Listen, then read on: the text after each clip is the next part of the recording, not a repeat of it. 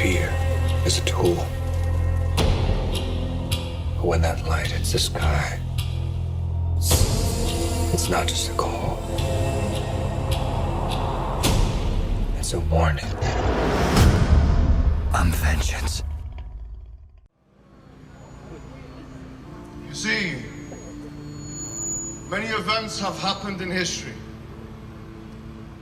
that we look back at now and we realize we could have changed if things had been different. Isn't it very, very interesting that we are living in a time where such an event is happening now, and it is happening to a people in a country like China, whereby women are being raped, children are being separated from their families, organs are being harvested, people are being put into concentration camps. And did they think that we were just going to stand idly by? I want to tell the Chinese government and the Chinese Communist Party one thing. I want to tell you directly, you may be able to manipulate governments, but you cannot manipulate the millions of Muslims around the world.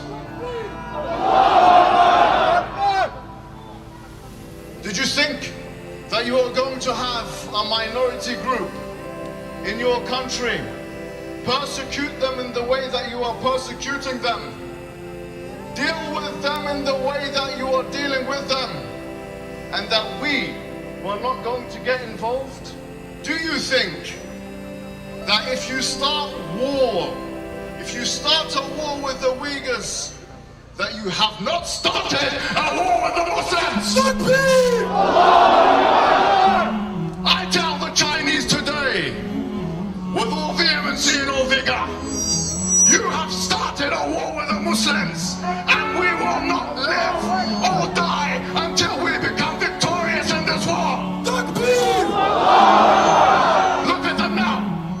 Look at them looking at me. What are you looking at? My question is, what the hell are you looking at? You've taken your flag away, while I have a flag that you can replace your flag with. Take this Uyghur flag, you son of... I tell you today, you have nothing to offer the world. You have nothing at all to offer the world. You know why? Because you have already incorporated a Marxist communist system. You've already lost the war against the Americans and the West, because you have taken their ideology. But let me tell you something. Your best bet is actually to become Muslims. That's your best bet. Your best bet is to do what the Mongols did and embrace Islam. You have nothing to offer the world. You have nothing to offer the world at all. What happens if you become a superpower? Tell me what happens when you become a superpower in this Cold War that you want to get into with the Americans. What have you got to offer the rest of the world? You've already taken their ideologies. Marxism, Leninism, you are nothing. I tell you, you are nothing. And it's only a matter of time.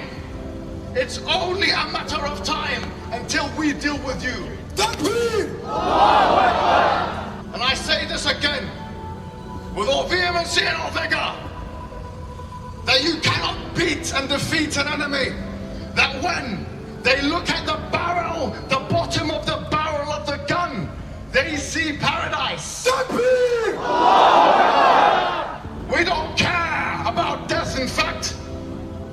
We don't care about martyrdom. Please make us martyrs. You cannot beat us. We're the unbeatable enemy.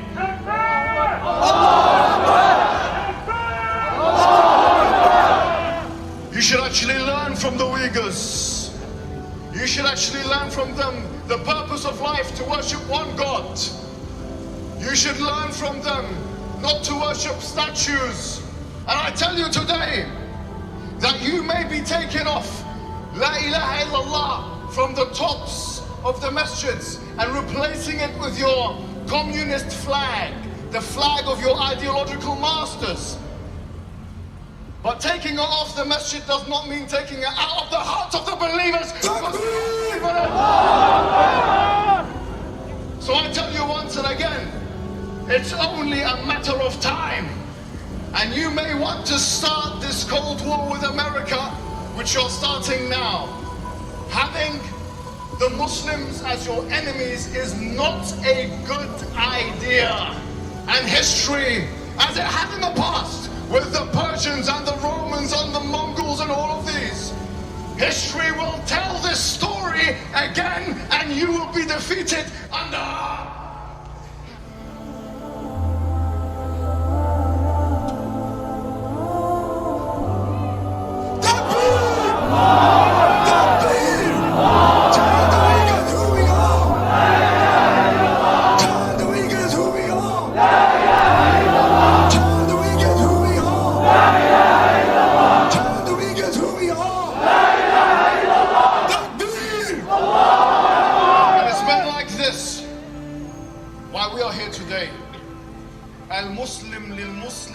الجسد الواحد كالبنيان. The Prophet said the Muslim to the Muslim is like one building. يشد بعضه بعضا. We pull each other together. I don't know much about Uyghur culture, but I know one thing, that we are here for the Uyghurs and we will not rest until justice is served. Takbir!